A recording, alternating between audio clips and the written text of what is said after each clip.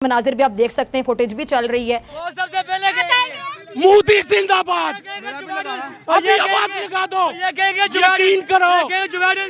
आज अगर आप मोदी के नारे पाकिस्तान में लगा रहे हो, मेरा दिल खून के आंसू रो रहा है और ये लोग बेशर्मी से, डिटाई से सब कुछ किए चले जा रहे हैं, बल्कि सारी हदें पार कर चुके हैं डिटाई की और बेशर्मी की। सब मोदी को सपोर्ट करेंगे। दो मुल्कों के बीच मोहब्बत बढ़ेगी, ये तो अच्छी बात है।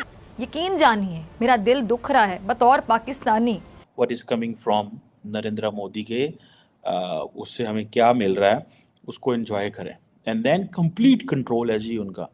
It's not just economy, it's on politics, it's on society in terms के कैसे मैंने निज़ाम को पकड़ना है, कैसे निज़ाम को होल्ड करना है। नरेंद्र मोदी जो है एक काबिल इंसान है। हमारे लाख इख्तलाफात हो इंडिया के साथ, लेकिन नरेंद्र मोदी काबिल इंसान सिर्फ मुल्क के लिए काम कर, दुश्मनी हमारी एक अलग जगह पे है। अब इंडिया की जो स्टॉक मार्केट कैपिटलाइजेशन है, इसने 4 ट्रिलियन क्रॉस किया।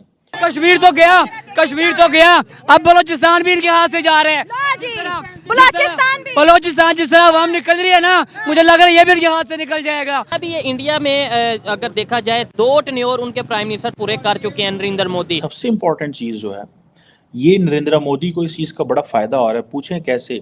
Because the entire West have got a this point कि भाई चाइना की हमें ऑल्टरनेट एक मुल्क चाहिए था, और वो मुल्क जो है वो इंडिया है। कई लोग कह रहे हैं 400 पार, कई लोग कह रहे हैं 350 पार, क्योंकि इंडिया में 543 सीटों पे इलेक्शन होंगे। नमस्ते दोस्तों, जय हिंद। हिंदुस्तान स्पेशल में आपका स्वागत है दोस्तों। जैसा कि दोस्तों आपने क्लिप में देखा, पाकिस्तानी मीडिया पाकिस्तान में मोदी जिंदाबाद के नारे सुनकर कितना जला भुना बैठा है। पाकिस्तानी मीडिया ये चर्चा कर रहा है कि देखो आज हर एक पाकिस्तानी मोदी की तारीफ करने पर मजबूर हो गया है। दूसरी तरफ साल के शुरू होते ही तमाम स्टेट बोर्ड की परीक्षाएं शुरू हो जाती हैं।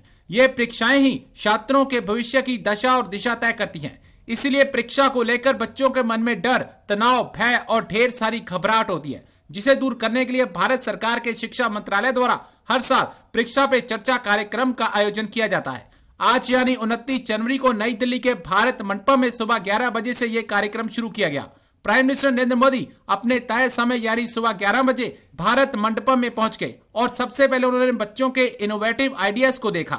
फिर भारत मंडपम के मंच पर आए। यहां उन्होंने देश के लाखों करोड़ों विद्यार्थियों को परीक्षा के तनाव को कम करने के ढेर सारे टिप्स और सुझाव दिए। तो चलिए दोस्तों आज की वीडियो की तरफ चलते हैं। Thank you so much. Modi जिंदाबाद। अभी आवाज लगा दो, यकीन करो। आज अगर आप मोदी के नारे पाकिस्तान में लगा रहे हो, आज अगर मोदी अपना नाम रख लेना, मोदी खान, मैं कसम खा के कहता हूँ ये सब मोदी को सपोर्ट करेंगे। दो मुल्कों के बीच मोहब्बत बढ़ेगी, ये तो अच्छी बात है। इंडिया पाकिस्तान के बीच मोहब्बत बढ़ेगी, प्यार बढ़ेगा। कश्मीर तो गया, कश्मीर गया, तो इन्होंने बेचा ना, कश्मीर गया, कश्मीर को इन्होंने बेचा है। कश्मीर चला गया, अब आगे की बात करो। कश्मीर गया, अब आ रहा है ना नवाज शरीफ, इंशाल्लाह आप देखोगे कि हालात बेहतर होगा और डुबाएगा। बात सुने, बात सुने, मेरे बड़ों से ये रिक्वेस्ट है, मेरे घर वालों से।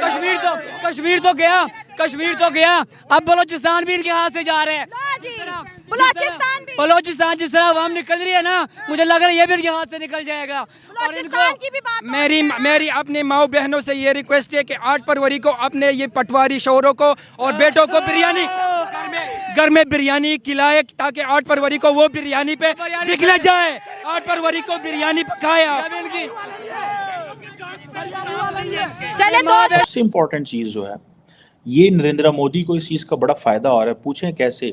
Because the entire West have got a this point कि भाई चाइना की हमें ऑल्टरनेट एक मुल्क चाहिए था, और वो मुल्क जो है वो इंडिया है। What is coming from Narendra Modi के, उससे हमें क्या मिल रहा है उसको एंजॉय करें।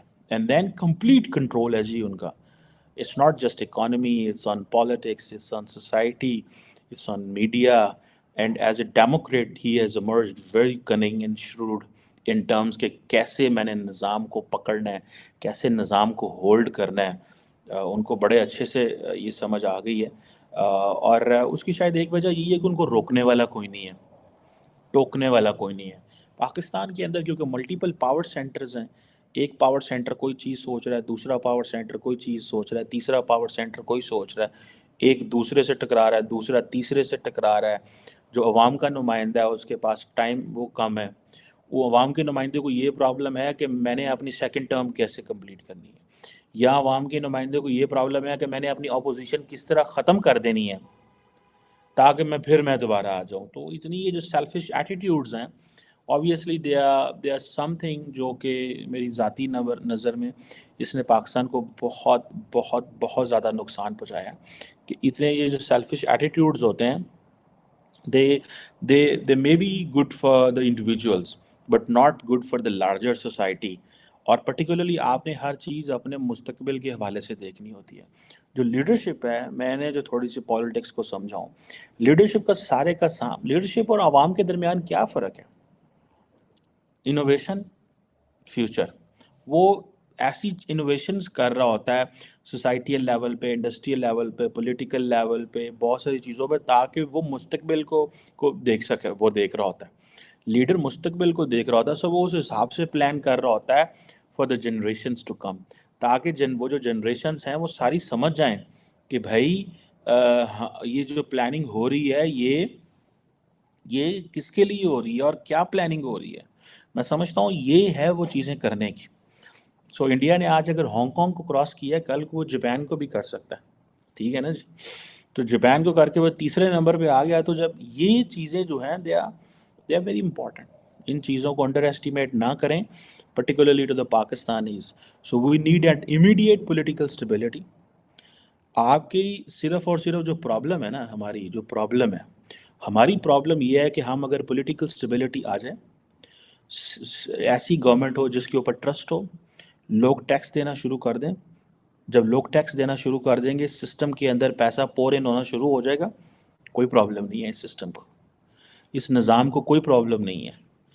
लेकिन हमारा प्रॉब्लम यह है कि हमारे सिस्टम के ऊपर उसकी क्रेडिबिलिटी इतनी नहीं है कि लोग उसको पैसा दें ताकि वो जाके कल को अवाम के लिए प्लान कर सके चीज़ें। यहाँ से हमें मार पड़ रही है। और फिर हम सारी बात है वो जो ग्लोबल गेम्स का हिस्सा बन जाते हैं, वो जी चाइना अमेरिका कंपटीशन हो रहा है जी, वो कॉन्स्पिरेसी थेरीज हम सुनते रहते हैं। भाई सारी कॉन्स्पिरेसी थेरीज के आपने साथ साथ चलना होता है। India is not letting it to be a conflict zone, knowing that India is being considered as an alternate market to China. It's a new it's for investors, it's a new destination. So they are not in a trap of the West कि भाई हाँ हमें जो मर्जी हम करें और ना करें। ये चीज़ें बड़ी इम्पॉर्टेंट है, मैं समझता हूँ बहुत बहुत बहुत इम्पॉर्टेंट है। So that's what we need to look at it. Let's see कि क्या करता है। लेकिन ये जो India as a fourth largest stock exchange जो है, ठीक है, it's a vote winning clause for prime minister Modi. ये उनको कुछ करना ही नहीं पड़ेगा अब, क्योंकि वो सारे स्टैटिस्टिक्स बोल रहे हैं, ग्लोबल हेडलाइंस बोल रही हैं, एंड देन उनकी सारी मीडिया प्रोजेक्शन बोल रही है।